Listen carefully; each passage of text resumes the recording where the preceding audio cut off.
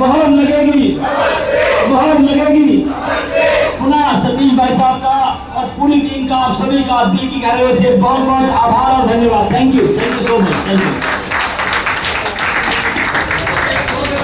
आप देख रहे नायक टीम। आज मैं यहाँ हूँ गोविंदपुरी कालका जी में वार्ड नंबर 176 में, जहाँ कई बार निगम ने अपनी वर्चस्व दिखाने वाले नेता नहीं, यहाँ का समाज इनको बेटा का संज्ञा दे करके और बेटा मानता है।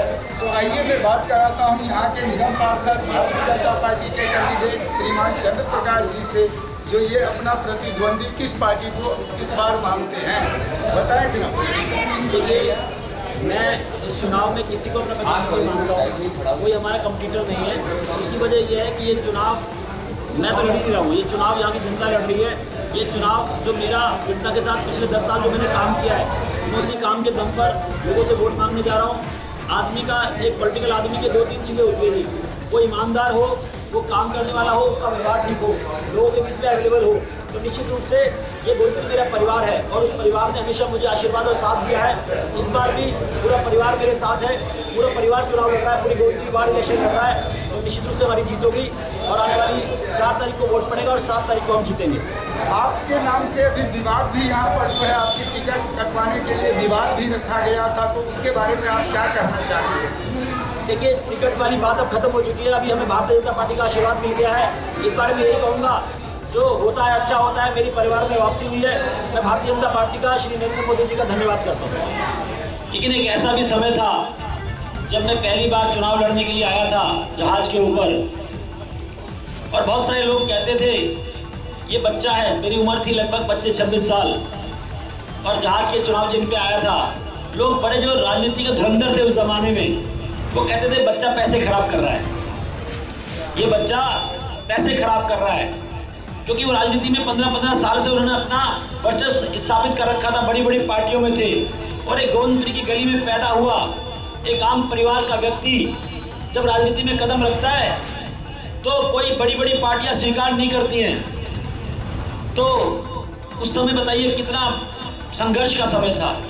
उस समय मेरा किसी ने साथ दिया था तो गोविंदपुरी और गोविंदपुरी वार्ड के लोगों ने दिया था। मुझे नेता बनाने वाले आप हैं। जो मजाक करते थे आज वो भी नेता मानने लगे हैं। लेकिन जब कोई नेता नहीं मानता था तो मुझे मेरा ये परिवार नेता मानता था और यही मेरा साथ देता था। तो मैं उस बात को कभी भूलूंगा नहीं, क्योंकि जो बुरे वक्त में खड़ा होता है, आप लोग मेरे उस वक्त में खड़े हुए हैं जब मैं कुछ नहीं था।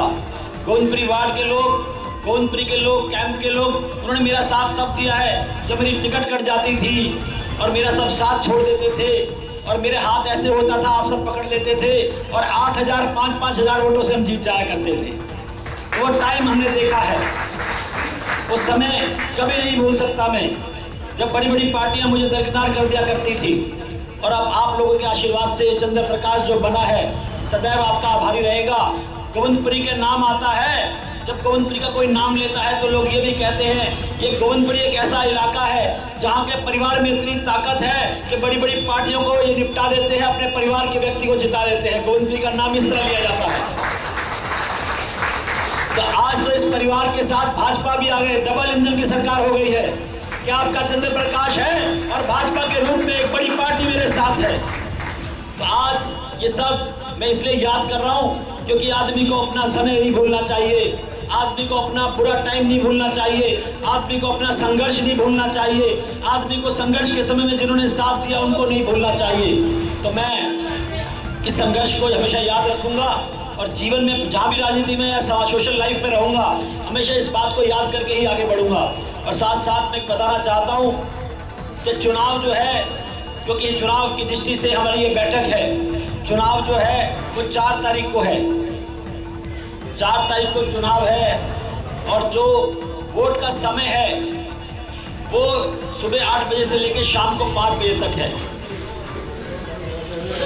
ये बाद में कर लीजिएगा, बाद में कर लीजिएगा। थोड़ा सा 5 मिनट मैं बोल लूँ फिर आप आराम से कर लेंगे तो अच्छा रहेगा, क्योंकि फिर सबका ध्यान उस तरफ चला जाएगा। चुनाव जो है 4 तारीख को है, चुनाव 4 तारीख को है। और जो वोट पड़ेगा वो पड़ेगा सुबह 8 बजे लेकर शाम को 5 बजे तक। उम्मीदवार जब आप वोट डालने जाते हैं 3 चीज़ें आपके सामने होती हैं। उम्मीदवार का नाम सामने होता है, उम्मीदवार का नाम लिखा होता है चंद्र प्रकाश, फोटो होगी मेरी साइड में और बगल में कमल का चुनाव चिन्ह होगा। तो तीनों चीज़ें मैं आपको जानकारी वैसे सबको होती है, फिर भी हम बताते हैं क्योंकि मेरे साथ बड़ी विडंबना है जी। मैं 4 बार अलग अलग सिंबल पे लड़ा हूँ, फिर सिंबल याद कराना पड़ता है। जोरदार ताली बजा दीजिए। क्योंकि 4 चुनाव है, चारों बार सिंबल अलग है, तो हर बार सिंबल बताना पड़ता है, याद दिलाना पड़ता है। पता लगे कहीं और सिंबल पे वोट डाल के आ गया आदमी। तो आने वाली 4 तारीख को कमल के बटन पे मोहर दबाएं और भाई चंद्र प्रकाश वाली दबाएं। भाई बताओ से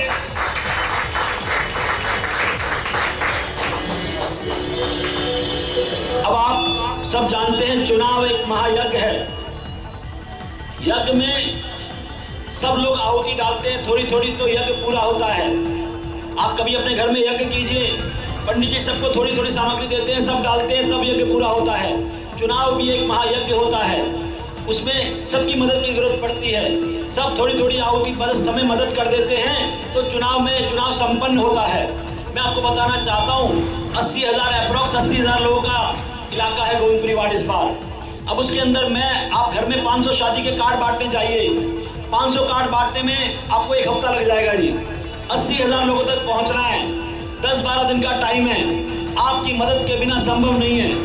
मैं पुनः दोहरा रहा हूँ, आप लोगों की मदद के बिना संभव नहीं है। लेकिन मैं ये भी जानता हूँ कि आप सबका परिवार है, आप नौकरी करते हैं, आप पढ़ाई करते हैं, आप सब छोड़ छाड़ के राजनीति में तो लग नहीं सकते हैं। चले हम तो चुनाव लड़ रहे हैं, हम तो समय दे रहे हैं, आप इतना समय नहीं दे पाएंगे।